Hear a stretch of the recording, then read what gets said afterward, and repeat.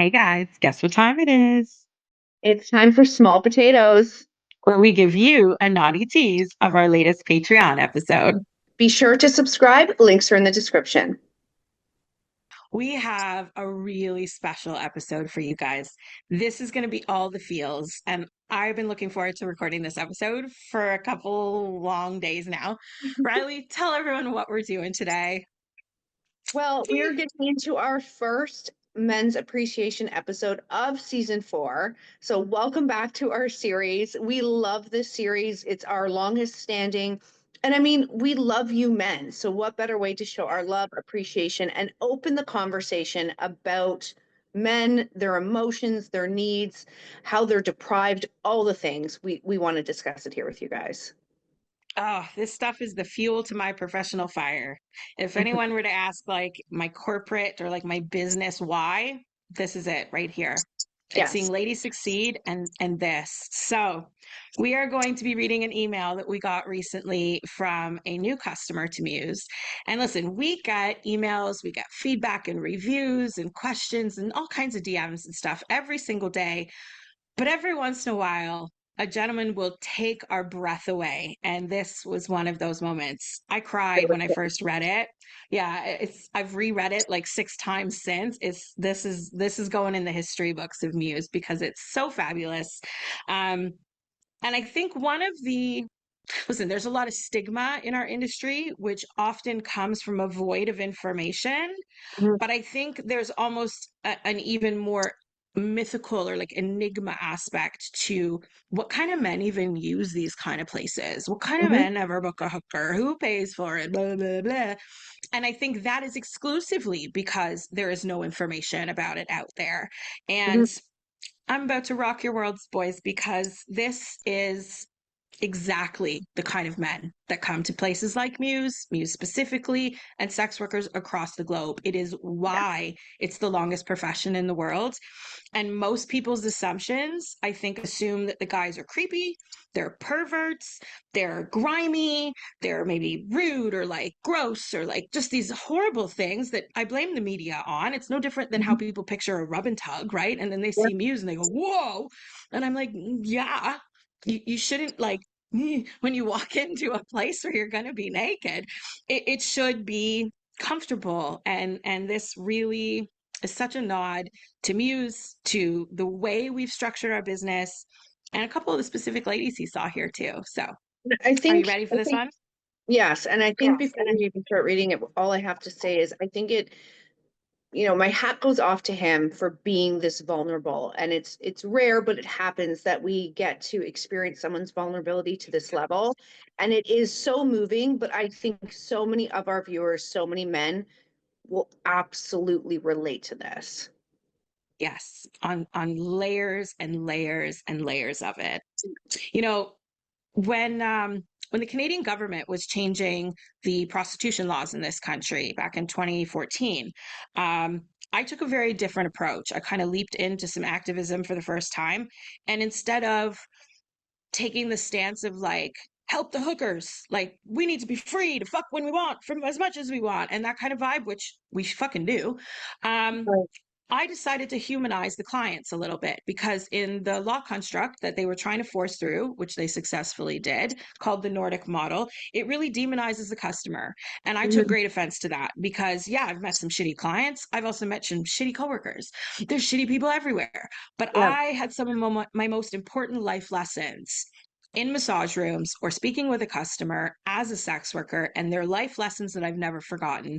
And it absolutely changes the way that you will ever think about sex work. And it got noticed. I collected about, I think I had 36 different stories from men of all spectrums, strip club fans and escort fans and dominatrix clients and all kinds of things. And I put it all together on this beautiful thumb drive and sent it to pretty much the entire Canadian government.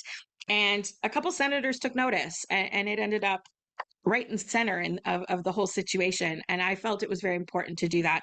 This letter reminds me of that so much because I'm like, Yeah. these are the stories that change societal minds. So, Yeah. are you ready? I'm ready. Deep breath. Let's go. All these years of making myself vulnerable and fighting to come to some sort of compromise, I realized it's not going to happen. At best of times, I'm allowed, in quotes, to be intimate with her. As long as she doesn't need to raise a finger during the process, but only very specific ways that continuously shift. And if I get it wrong, I turn her off. In normal times, the standard response is to reject me outright or to look at me with such annoyance and irritation that I no longer want to make her touch me. This is just so it's so deep. I'm a very kind-hearted person by nature, so if the desire isn't there, I have no heart to try to make her do anything she doesn't want to do. This is true even for little things like rubbing my back or kissing me.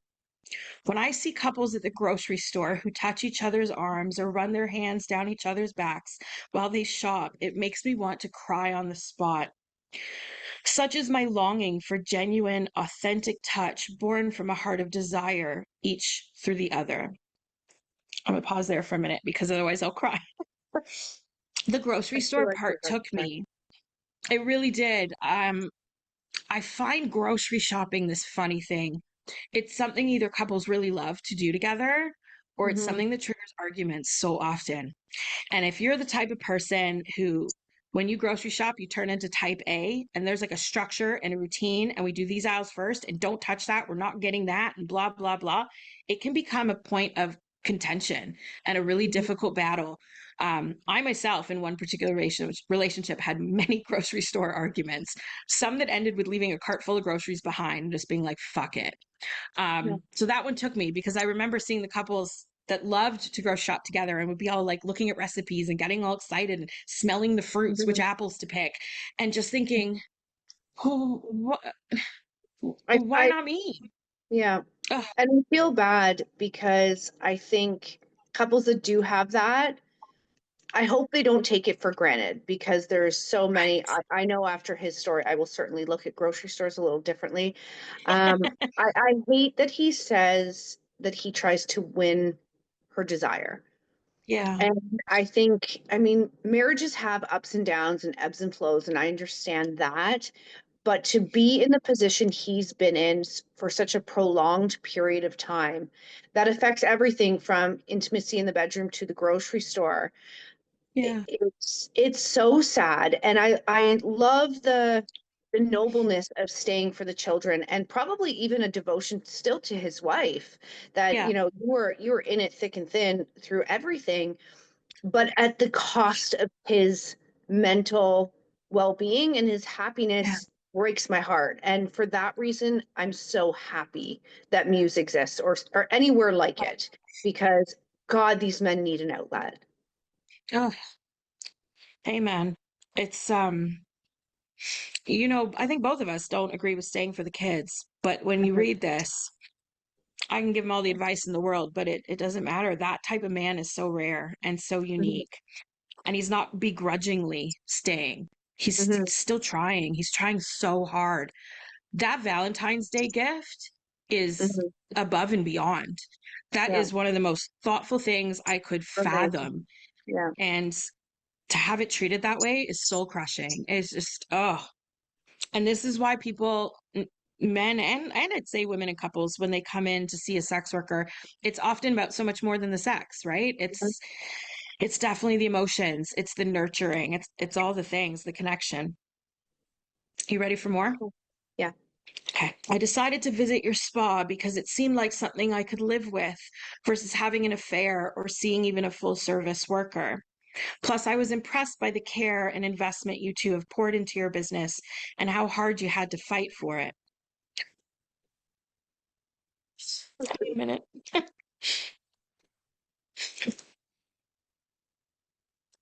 It seemed like your girls are treated really well because you understand what they face each day.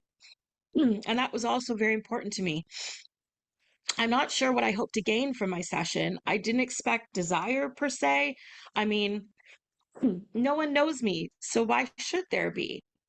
But I think I was hoping just for 45 minutes of my life to be looked at and touched with kindness and approval, or maybe understanding is a better word, but anything other than disdain. To be treated in a way that wouldn't make me feel like trash. Words failed me when I tried to verbalize what B and K did for me today. It was overwhelming in the best way. At one point, I worried I might burst into tears of gratitude alone. B was so very kind to me. She said some things that to others might seem trivial, but to me it was like a blood transfusion to a dying man. Her caring touch and demeanor humbled me and meant so much that I could finally bear any words to speak during the session.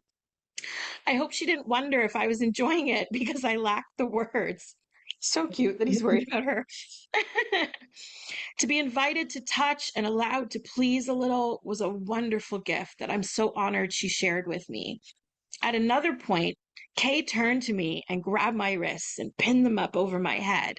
This again might seem like sexy fun or trivial to someone else, but over the years, I have longed, and I mean longed, for my wife to be aggressive in bed, or at the very least be intentional in her actions and involved in the process. The idea that she would have her own ideas of actions that she wanted me to do in bed would mean the world to me, but I've never, ever, ever received any of that. Let's pause there again for a minute. I need a breath, and I think that's such an important few, well, many points actually that he's pointed out on what men in general are craving. What are you Yeah. thinking? Um, I mean, definitely a nod to our muses because they are so exceptional. And without knowing his story, they gave him everything he was looking for. It's just so sad. And I mean, he doesn't, beyond being honest, he's not bashing his wife. And I respect that about him. Yeah. So I don't want to, because I'm sure he's watching this episode. Um, Hi. I Love can flourish even when dealing with great inability, but unwillingness is like a sword to the heart over and over again. And I'm like, put that on a plaque in every room we have because I want everyone to hear that. It's so amazing. It goes, no offense to Muse in any way, but I would have never considered coming to visit if my wife would give me freedom with her. I could lose myself in romanticizing her and exploring every sexual pleasure together with her endlessly. If she'd just let me, sad crying face. I, as a husband, would have an extremely vested interest in doing whatever it took to keep a wife who wanted me as much as I wanted her. oh, There's one more piece he compliments Muse, and it's pretty wonderful. And we always like to toot our own horn, but he points out some things that are really awesome. But what a follow up in replies! Like the if yeah, just killed me. Just the whole thing about inability and unwillingness. Unwillingness is so hurtful when it's used as a weapon. yeah, And whether she consciously knows she's using it as a weapon or not, the injury is still there. It still happens. This poor man is being like emotionally gut punched every day, every turn. yeah, And I can't think of someone who deserves that less than this beautiful Darwin. Like you said, I love him. I've you know, smitten kitten with this man. I really am. What a gem, and what a nod to Muse. And like we've always vocalized extensively on Twitter that hashtag the men of Muse are yeah, elite, yeah, elite people. And we collect the most incredible clients. And I think we don't appeal to difficult clients or, a grimier type of vibe. Like we really have zeroed in on that girl next door meets porn star vibe, and then the gents like this that are just lovers and desirers and just need the nurturing. And we've created this place where everyone can be a sponge and just yeah. soak it all up. Toot I toot to us as always.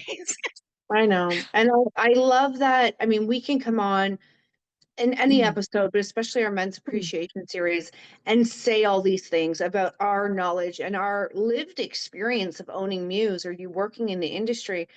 But it's so much more relatable to hear it out of the man's mouth, out of the Yeah. one living through this and the one experiencing Muse. So I love his story. I'm so happy he allowed us to share it. And like I said, I think it's going to be really comforting and um, will allow other people to empathize with his story, hearing it from his mouth. I hope we get an absolute flood from this.